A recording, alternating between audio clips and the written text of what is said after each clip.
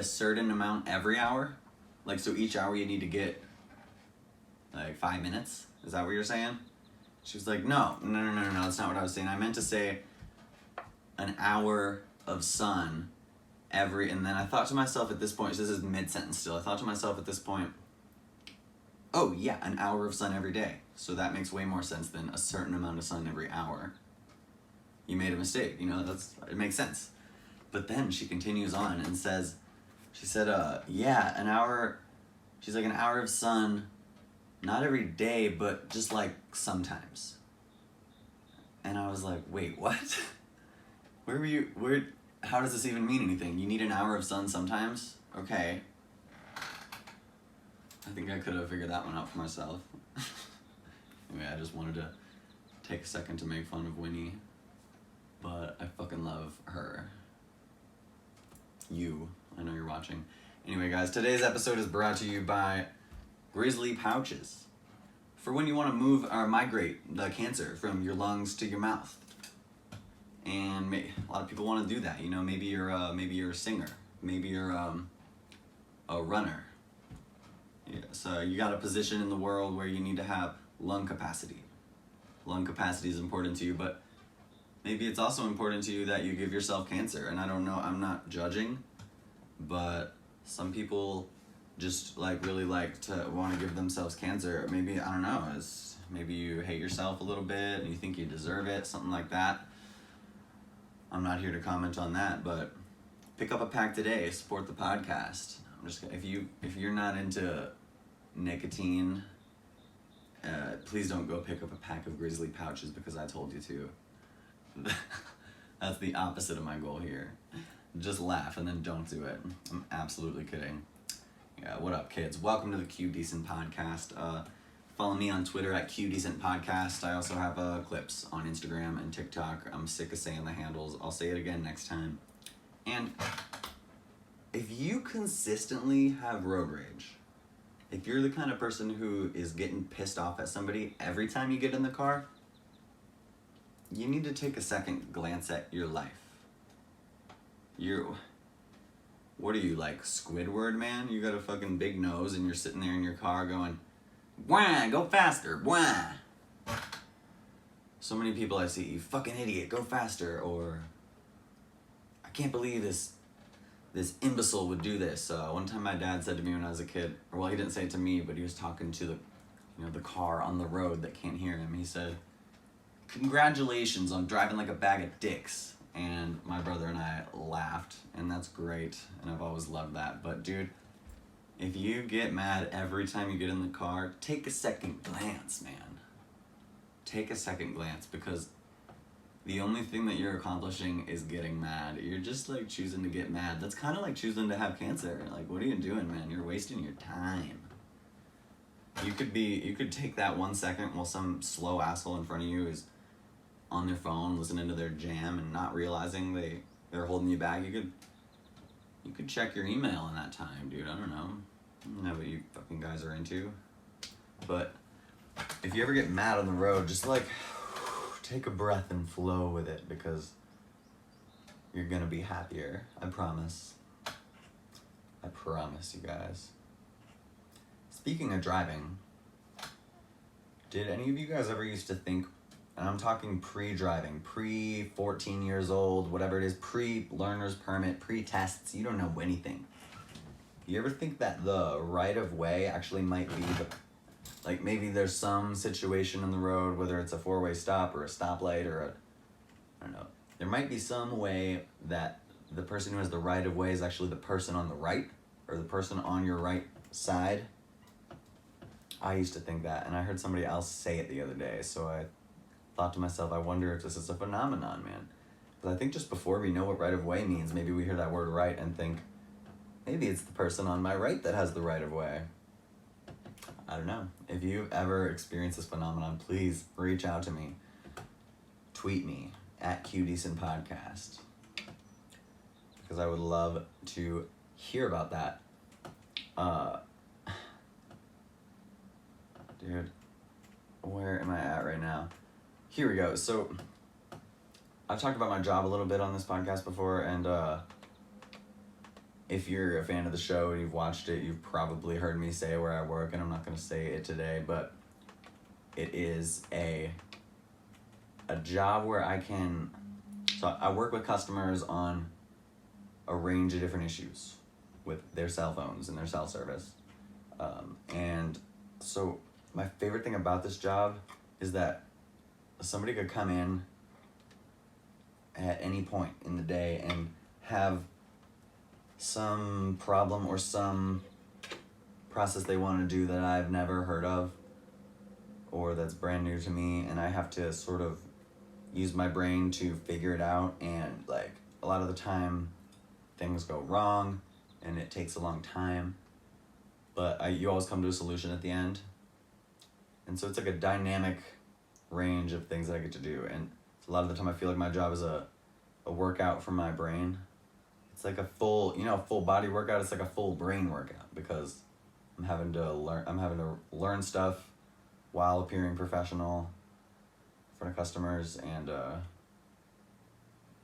it's like almost conquer these tasks, these problems, these issues. A lot of people will come into the cell phone store with problems, and they will be new to me, and I will figure them out, and by the end it gives me a sense of accomplishment. I feel like I worked out my brain, and that's really cool. It's way better than, it's so refreshing actually after having a job or multiple jobs at restaurants for years where you did the same thing over and over again, and your ability to keep that job was more about your ability to like tolerate or withstand like the mundane or the repetitive. You can do that every day. You can do the same thing every day. You can make your hourly. I can't do that again, man. I do get paid hourly, but it's a new thing every day. It's a new thing every day, and it's really neat. I'm getting a workout, man. And we wear masks inside the cell phone store right now, so we're wearing masks. We're asking customers to wear masks. And I don't know if I'm going to put this episode out right now, but who knows when this shit's going to end.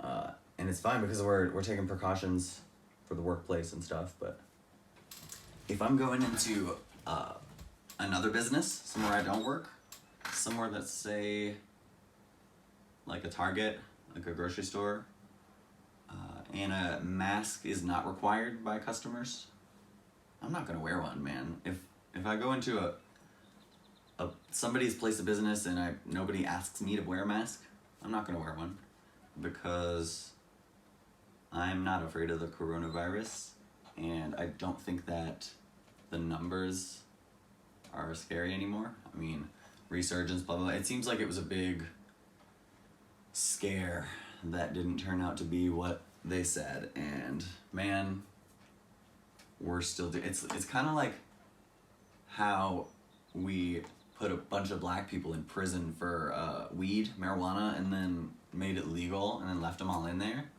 It's kind of like that. We had the coronavirus, we all had to put on masks, realized the coronavirus isn't that big of a deal, and then we keep wearing the masks. And I'm cool with it. Whatever, man. But if I don't have to, I'm not gonna wear one. And if you think that that makes me a piece of shit, you're entitled to your opinion. Fuck you. No, I'm kidding. Bro, the coronavirus has killed some people, man. And that's not great. But people die anyway, man. I'm sorry to say this, guys, but one day your grandma's gonna die. One day my grandma's gonna die. And one day my fucking other grandma's gonna die. Dude, I don't know, everybody's gonna die. People die from a wide range of things. Coronavirus is one of them. And I don't think that we need to keep talking about it. Okay, what do I have for you guys today? Not that. So I got into this fucking Facebook argument the other day, and I'm not the type to do that, but I trashed this white guy the other day. I fucking came at his life, this old white dude, because he was talking shit to some of my friends. Let me see if I can pull the thread up, actually, on Facebook here. So this guy's name was Brady, and my friend and I don't know if I should say my friends' names. I don't give a fuck about Brady. My friend posted a status. It was oh, that's not it. It was a sort of a laid out text about the the protests, not the riots. Sorry. Basically, it said something along. Oh, I found it. So it says this, and it was originally from someone named Cami B, LCSW at Cami Rules. You're mad when they march. You're mad when they kneel. You're mad when they riot. Tell me, white people, what exactly does an acceptable protest look like to you? Or can you just admit that you don't want them to rise up at all? Just admit that you're racists. That's what Cami posted, and my friend shared that on Facebook. This fucking asshole Brady comments, how about admitting that if this criminal hadn't left home with the intention of committing a crime, that none of this ever would have happened? That's the truth, no matter how you try to get around it. If George Floyd had not have done that, done what? Then the police would never have been there. Your mom and dad should have beat the hell out of them forever. Your mom and dad should have the hell beat out of them forever fucking. I'm sure they are proud of you. Clap, clap, clap. And so I was like, what the fuck? This guy's coming at my friends. He's like an old dude. This guy's like 60. And there was a few comments. They were coming at him a little bit. Show me the comments. 39 replies. So first, they did the basic stuff, blah, blah, blah. What do you know? How do you know that he knew it was counterfeit? That's kind of the main thing. So I commented, my first comment towards him was, at Brady Jones Jr., the idiot strikes again. And so my friends liked it. People kept going on. Do you know there's 70 million in counterfeit money in circulation? Blah, blah, blah. George Floyd was such a criminal. Why did he stay at the crime scene? You're a poor excuse for a human being. So people are talking shit to him. He's loving it. He's feeding off of it. My other friend, so I'll just say the fucking letters of the name. So the girl who posted the status is B. My other friend M, she says, hey Brady, shut the fuck up.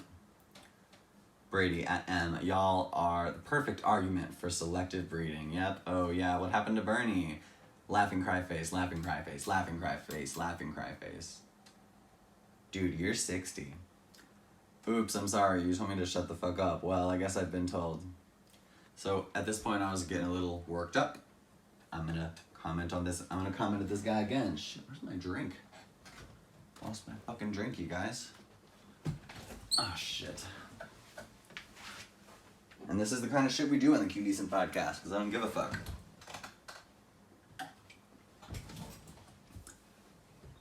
So I comment, at Brady Jones Jr. The idiot strikes again with even more stupidity. I don't know, lame. And then I commented again. I said, Brady Jones Jr., you might as well just delete your FB now. Save yourself the embarrassment. LOL. You've really, truly embarrassed yourself, bud. Because he's just being an idiot. And I thought I'd go at his life. So he sends a picture of himself flipping off the camera. I thought I'd send you little pussies a hug. Love you. Wonder if I can pop this picture into the video and post. We'll try and figure it out. If not, sorry. Here, I'll describe him to you. He's a gray-haired, old as fuck asshole. You know the type. B says, Brady Jones Jr., now the stupid shows off his dick fingers. I think I can smell him through the picture. And I commented, gross, with a bunch of S's. He just replies with some memes. They're really going at each other now. And he's laughing at all his own comments. He's reacting with a laugh for all of his own comments. He's also making a ton of spelling errors. And right here he says, y'all know I'm loving this, don't you? So I know he's loving it now. Brady starts coming at M's mom. M's mom hops on and starts to say that George Floyd is alive. And this has all been a well played out conspiracy. All the way back to the beginning of COVID, read my posts. The whole thing is fishy. Do some research. And no, we are not racist. Brady Jones Jr., I'm the mother of M. And I do believe you don't know me in order to comment on my behalf as a parent. So watch your mouth if you have something to say. Blah, blah, blah. So she might be a little wacky. I don't know. That's okay. So I came in. I went to his profile.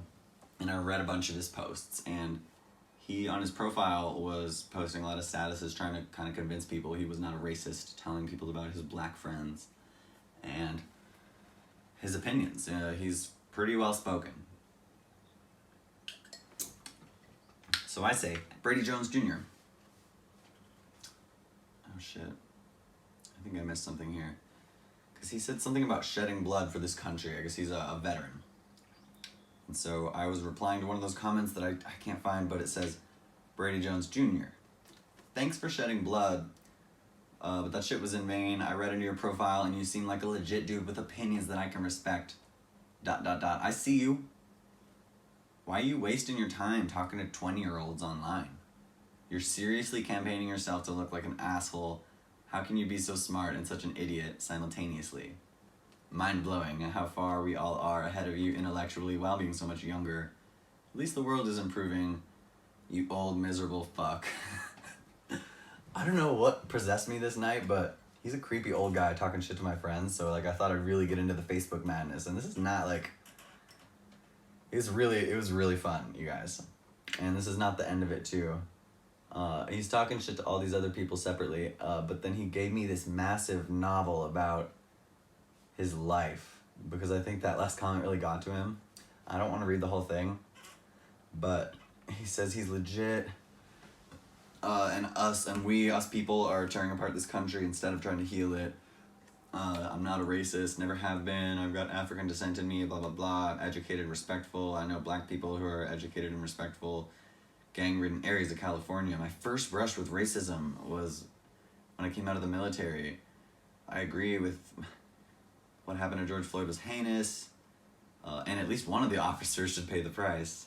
I have no room for that shit in my country. Oh my gosh, fuck it, I'm just gonna read it. I have no problem with people speaking out. Hell, I've signed up to defend everyone's rights whether I like what they say or not. I've even, as bad as it hurts, stood up for those who burn the flag, of which I hope one day will be draped over my coffin. You guys know nothing about racism. You weren't there in the 60s, 70s, 80s, or 90s. By the way, I haven't said anything about racism to this guy. He's assuming that I am making claims. I was raised by a father who would kick your ass into the 2080s, even if he thought you, or if he even thought you had a racist idea in your head. He was frozen from the waist down during the Korean War, and a black man carried him 10 miles to a MASH unit to save his life. So you telling me your life story. I grew up mostly in the South too. I saw bad, but I saw all good things. The rest of my country was denied. Only after I got out of the service did racism and hate confront me head on. When whites and blacks treated me like shit because of my service. You should look at where we came from and work on making this a better place instead of blaming others for the bad. Okay, I'm not going to read the rest of it. If people don't branch out on quit listening to the MSM and taking them as gospel when you realize... I really got to this guy. I'll read the last sentence. You dug the hole now, you fill it back up. Trust me, I've been around the world a couple of times, and whether you like it or not, there ain't no place better. Good luck, y'all. Okay, you're 60. So I commented back, okay, boomer, you have ED. And the okay, boomer was not my idea. It was actually Alex's, but I added the you have ED. Because I know that fucking dude can't get it up. And so I just really wanted to come at his manhood, really low blow, and it felt so good, dude. Oh my god. And he commented back, Emmett Adamson, you're probably alright too. Yeah, I get it though. Just wanted to pass that along. Oh man. All you had to do is take a minute and think, you know what, he's got a point. You're blinded by your own ignorance and hate of something which you have no clue. Later, y'all, I've really enjoyed this. He's trying so hard to convince himself that he just enjoyed getting fucking destroyed. Oh, shout out to Brady Jones Jr., you guys. I had a really good time. I had a really good time doing that, and yeah, fuck, I can't remember what I've said and what I haven't, you guys, but I'm gonna erase some of this shit, and you know, I'm gonna close out with this. My mom got upset with me a little bit. No, she didn't get upset. She watched my episode with Aaron Romano, and in that episode I did a joke ad where I said, today's episode is brought to you by Belts, and for when you need to beat your wife. And so my mom watched that podcast. I didn't tell her to watch it, but she watched it and she said, yeah, I really liked your podcast, apart from the misogyny. And I said, whoa, whoa, whoa. Mom, it was just a joke. You know that I'm not misogynistic, right? And I don't like talking about my gender identity because it sounds fucking ridiculous. Anytime anybody brings up their gender identity, for the most part, I'm usually already done listening. But I'll talk about it briefly. I fucking am not a man. I don't feel like a man. So it feels weird. If I say I'm a man, that feels weird to me. And so I was living as a woman for a while, and that felt fine, except socially it got a little weird. So I stopped, broadcasting out in public to the world with the way that I dress, about how I feel, about my, gender identity, sexuality, that kind of thing. I felt like I didn't need to do that anymore. I also don't experience crippling amounts of dysphoria, and I know a lot of transgender people do. And I don't know if that makes me... doesn't make me anything. But I know a lot of trans people, they can't stand to even, go outside without wearing gender-affirming clothing and that kind of thing. So I don't have that.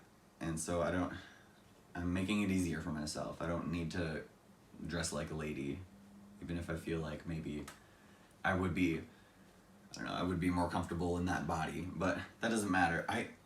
My identity, I feel like, gives me the right to make jokes and talk a little bit of shit about women in a way that maybe a man who identifies as a man doesn't have. And I'm going to defend this because I believe in it. I believe that in these days, dude, if you want to be a woman, you just are. That's just how it is now.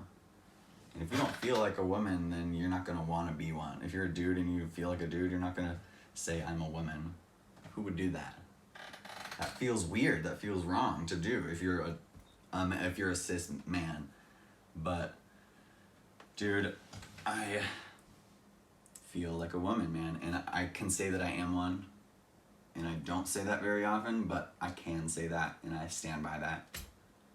Even though I don't necessarily act like one, or I can't make my voice higher, and I don't want to fucking try to make my voice higher just so people will see me differently. But I feel like if it was higher, maybe my mom wouldn't have said that I was a misogynist, because I'm not. And I said to her, Mom, what if a woman said that? What if you heard a lady say, today's episode's brought to you by belts for when you need to beat your wife? You wouldn't get a tickle out of that? And she said, well, I don't think a woman would say that. And I said, guess what, Mom? I just did. And she said, oh, well, yeah, I guess you're entitled to your opinion. I don't remember. Entitled to you can do whatever you want, basically. And that's when I had that thought of, fuck, man, I wish you could see me the way that I felt, but it's whatever. Because if anybody, she brought up the example, say, what if it's somebody who's a victim of domestic violence, and they would get offended by that, right? And I said, well, yeah, maybe, but they also could think it's funny, and they might realize that I didn't make this video just for them. They might get past that if they're a healthy person with a good head on their shoulders. And if they're not, then that's fine. They can talk shit and I don't want to pay attention, but I don't want my mom to be talking shit to me either. So I told her, hey Mom, next time you are about to say, yeah, I liked your podcast, apart from, just stop there. That's what I told her. I was like, as soon as you start to say, oh, I didn't like that one joke where, and I was just like, Mom, just stop there, because I'm not going to block you. I still want to talk to you. But I don't want you telling me you don't like my jokes. You, listeners of the QDecent podcast, you can tell me that you don't like my jokes if you want, because I'll just block you. That's great. And if you are a fan of the show, you'll like my jokes.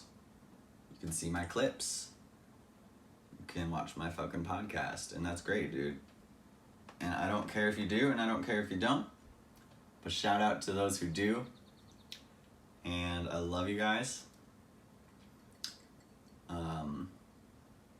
I love women, man. I'm not a misogynist. I'm not a man either, dude. Fuck you if you're out there thinking this guy's a man. This guy's a dude. If that's what you're thinking right now, fuck off, dude. Stop watching this. I'm a modern human being. And you can fucking suck my dick. Alright, guys.